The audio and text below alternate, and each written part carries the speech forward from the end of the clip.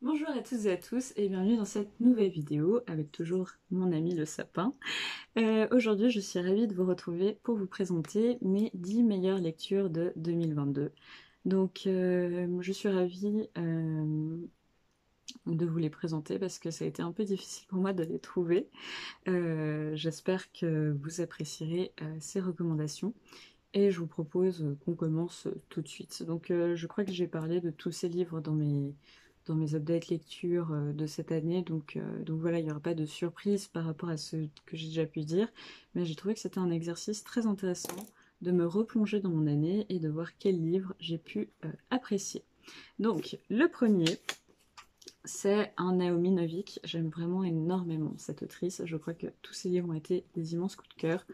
C'est Éducation meurtrière, le premier tome d'Amélie Novick, leçon numéro 1 aux éditions Pygmalion.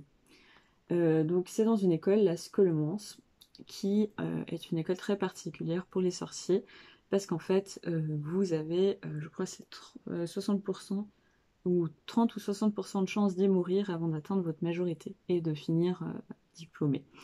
Elle est particulièrement, donc c'est le nom de la jeune fille, elle est particulièrement douée, mais elle a un pouvoir tellement puissant qui pourrait en fait détruire toute l'école. Et j'ai beaucoup aimé, c'était une histoire dans une école de magie assez intéressante parce que justement l'école essaye de vous tuer d'une certaine manière. J'adore l'écriture de Naomi Novik. Je sais que beaucoup de gens disent qu'il est assez difficile au niveau de l'écriture, etc. C'est vrai qu'au début il faut s'accrocher un petit peu, mais rien de bien méchant. Très sympa, original. J'attends la suite avec beaucoup d'impatience et je me réjouis beaucoup. J'ai trouvé que le personnage d'elle était très intéressant, assez fouillé, assez différent. Et vraiment, je n'ai pas vu le temps passer en lisant ce livre. C'était vraiment un grand, grand plaisir. Comme toujours, avec Naomi Novik, c'est toujours excellent. Ensuite, un autre coup de cœur, ça a été l'Odyssée de Pénélope, préface de Christophe Onodibio, Pavillon Poche, Robert Laffont, de Marguerite Atwood. Donc déjà, quelle jolie, quelle couverture vraiment jolie. Donc de quoi ça parle? C'est une réécriture de l'Odyssée du point de vue de Pénélope, une réécriture féministe où on retrouve vraiment très très bien la plume de Margaret Atwood, que j'aime beaucoup. Donc c'est très intéressant. Pénélope raconte en fait depuis les enfers tout ce qui s'est passé et comment elle en est arrivée aux enfers. Parce qu'évidemment, il y a une raison pour laquelle elle finit morte en fait. C'est un texte assez fort parce que justement on part du présupposé que Pénélope est morte et on essaie de reconstruire le fil des événements qui sont tragiques évidemment. C'était excellent, il y a vraiment des passages qui m'ont beaucoup plu, j'ai même des petits post-it pour des passages que j'ai trouvé vraiment extrêmement poétiques. C'est très beau. En ce moment, les réécritures de mythes sont assez, surtout de mythes grecs, qui sont très à la mode. Et j'ai trouvé que parmi tous ceux que j'ai lus, c'était peut-être le plus réussi. Un des plus courts et pourtant des plus réussis. Un livre vraiment coup de poing que je vous conseille très fortement, surtout si vous cherchez des lectures féministes qui changent un peu et si vous aimez la mythologie. Donc voilà, c'était un grand plaisir. Ensuite, je dirais L'amant de Lady Chatterley de D.H. Lawrence, édition d'André Topia, postface d'André Malraux. Là j'ai l'édition folio classique. Alors comme vous le voyez, il y a beaucoup de post-it. C'est vraiment un ouvrage que j'ai adoré. Je crois que j'ai précisé dans ma chronique que malheureusement j'ai beaucoup moins apprécié la dernière partie, que j'ai trouvé convenue, beaucoup moins intéressante, moins poétique aussi. Je trouvais que le personnage principal perdait d'importance et d'intérêt. Mais quand même, c'est un ouvrage qui m'a profondément bouleversée et que j'ai beaucoup, beaucoup, beaucoup aimé. Donc c'est l'histoire d'une épouse, une jeune épouse au sortir de la guerre qui se marie avec un jeune homme handicapé. Donc en fait, qui ne pourra pas avoir d'enfant. Et petit à petit, leur amour s'étiole par le fait que lui-même est diminué et du coup diminué dans le sens évidemment, quand vous êtes handicapé, vous n'êtes pas diminué, mais dans le sens du mot diminué qu'on pouvait lui donner au 19e siècle, parce qu'elle utilise ce mot dans le livre, euh, parce que lui ne supporte pas l'idée d'avoir besoin d'elle, il l'utilise un peu comme une aide-soignante en réalité. Évidemment, c'est difficile de garder l'amour quand une personne s'occupe de l'autre. Donc, elle va tomber amoureuse du garde-chasse et il va se développer une relation entre les deux. Honnêtement, c'est un très très bon roman, très bon classique que j'ai beaucoup aimé. Et en fait, même s'il y a des choses que je critique dans cet ouvrage, j'y repense très régulièrement et je pense que ça, c'est la preuve que c'est un ouvrage que j'ai particulièrement apprécié. Ensuite, je dirais « Et à la fin, il meurt », la seule vérité sur les contes de fées aux éditions Delcourt de Lou Loubi. Donc, travail éditorial juste magnifique. Je sais pas si vous voyez, la princesse a les bras coupés, le prince a les yeux crevés. Il y a le petit chaperon rouge avec des ossements dans son panier, etc. Donc c'était une enquête sur les contes de fées et comment les contes ont évolué et quelles sont les vraies histoires, etc. Complètement illustré, qui était très bien renseigné, donc ça j'ai beaucoup aimé. Et qui était vraiment très très beau, les illustrations étaient très bien, c'était des histoires bien morbides, j'en connaissais la plupart, mais c'était toujours intéressant. Et j'ai tellement apprécié que je l'ai offert à Noël. Donc voilà, c'est vraiment une lecture que je vous recommande si vous aimez les contes, l'histoire des contes, etc. Lisez cet ouvrage. Très beau travail éditorial aussi, qui donne aussi envie de le lire. Et vraiment, j'ai beaucoup aimé et je pense que je vais le relire. Donc voilà. Ensuite, je dirais que... Alors on est 1, 2, 3, 4. Donc mon cinquième coup de cœur de cette année, c'était en l'an 1698 qu'advint dans la ville le fait mémorable de Maria Attanasio. Aux éditions Epsilon Fragile, traduction d'Eugénia Fano. De quoi ça parle? Ça parle d'une... En fait, ça met en récit 2 lignes dans une source qui dit qu'en 1698, une femme, Francesca, s'est travestie en homme à la mort de son mari pour pouvoir travailler. Et du coup, se développe dans cet ouvrage toute une fresque à la fois historique mais aussi très poétique et métaphorique sur le fait que Francesca va être accusée de sorcellerie parce qu'elle s'habille en homme. Elle-même va se demander si elle est encore un homme ou une femme. Il va y avoir l'Inquisition qui va la questionner, etc., etc., etc. Et les questionnements historiques qui étaient posés dedans étaient très fins, donc ça prouve que l'autrice s'est renseignée sur les débats historiques récents. C'était passionnant, c'était beau, poétique, difficile à lire parce que très prenant émotionnellement. C'est très important d'avoir des ouvrages qui parlent des phénomènes de travestissement, parce que c'est un sujet qui n'est pas encore assez étudié et connu du grand public. Le traitement de l'Inquisition était très intéressant, très pertinent et vraiment cool.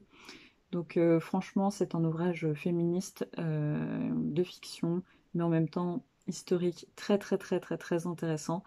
Voilà, que vous dire à part si vous ne l'avez pas lu, foncez, il vaut vraiment le coup. Et en plus, c'est tout petit, vous n'avez aucune excuse. Ensuite, je dirais que c'est Dark Rise, ce gros pavé de C.S. Pacat. J'adore tout ce qu'écrit C.S. Pacat et j'ai beaucoup aimé cette dark fantasy pour adolescents.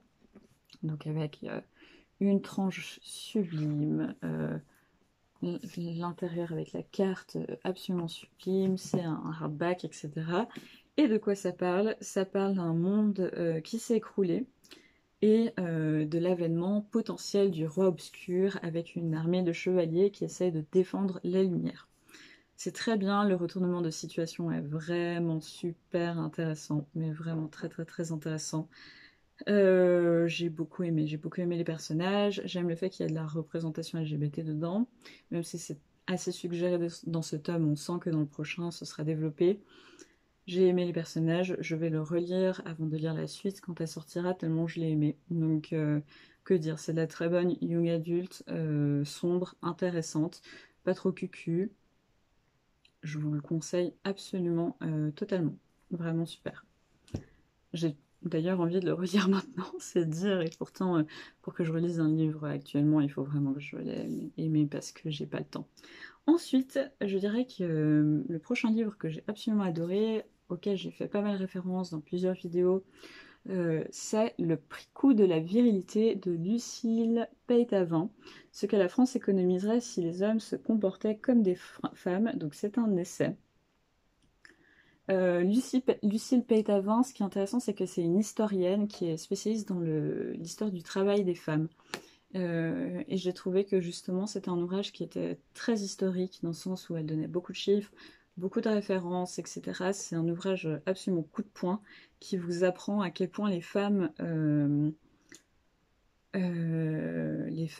comment dire, les femmes subissent en fait, mais les hommes aussi subissent le prix de la société patriarcale et des carcans dans lesquels sont enfermés les hommes. Les chiffres auxquels elle parvient sont assez hallucinants, c'est vraiment un ouvrage passionnant. Je crois qu'il y a une interview d'elle sur France Culture, n'hésitez pas à aller voir.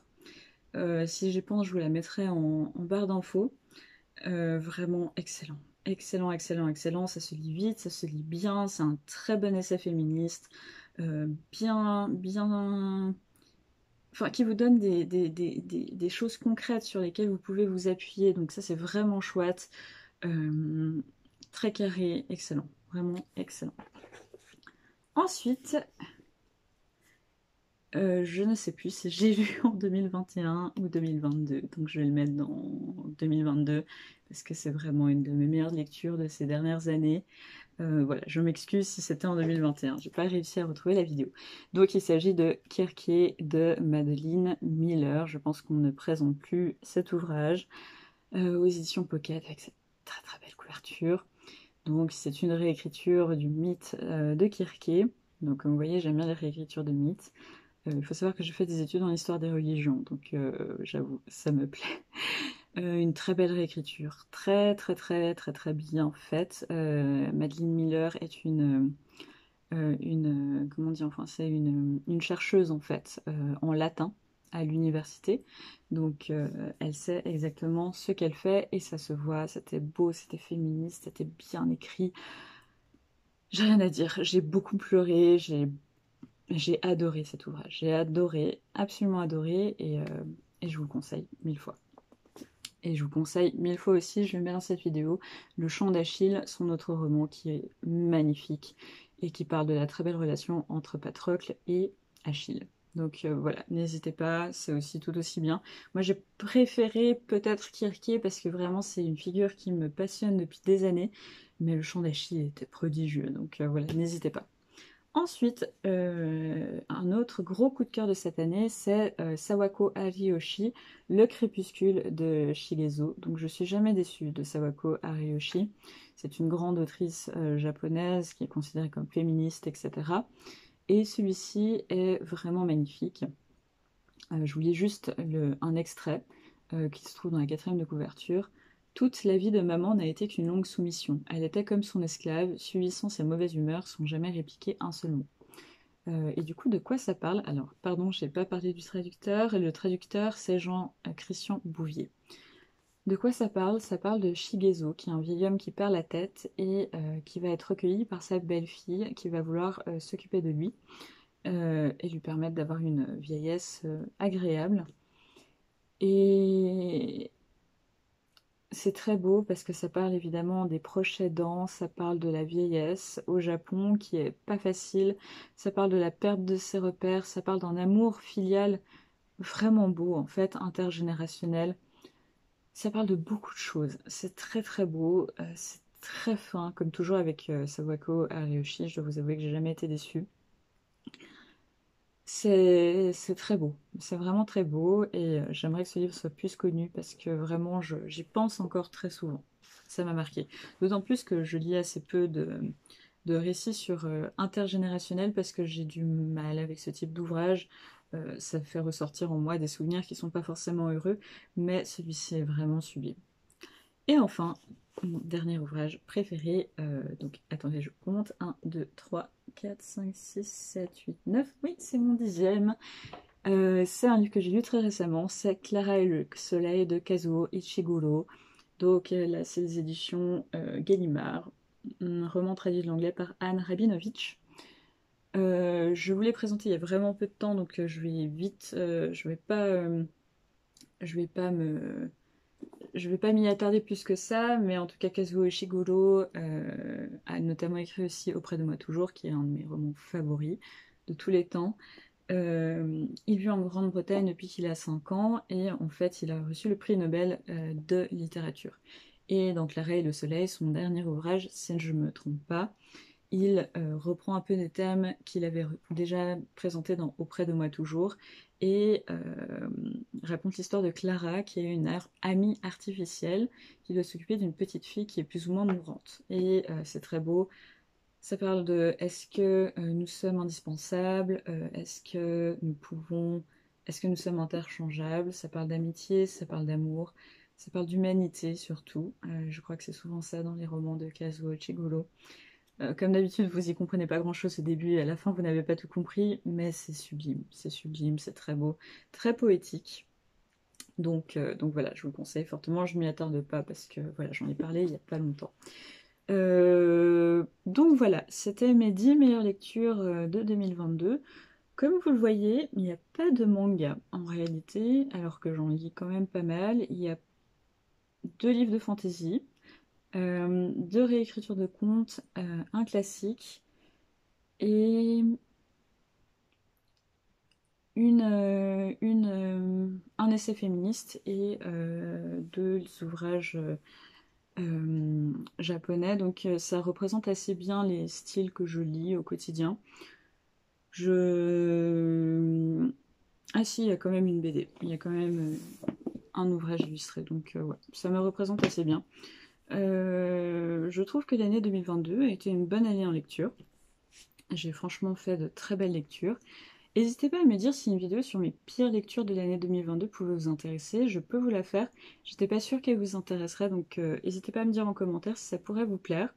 N'hésitez pas à me dire votre top 10, ça m'intéresse beaucoup parce que j'aime beaucoup savoir ce que vous lisez, ça me donne toujours de très très bonnes idées de prochaines lectures.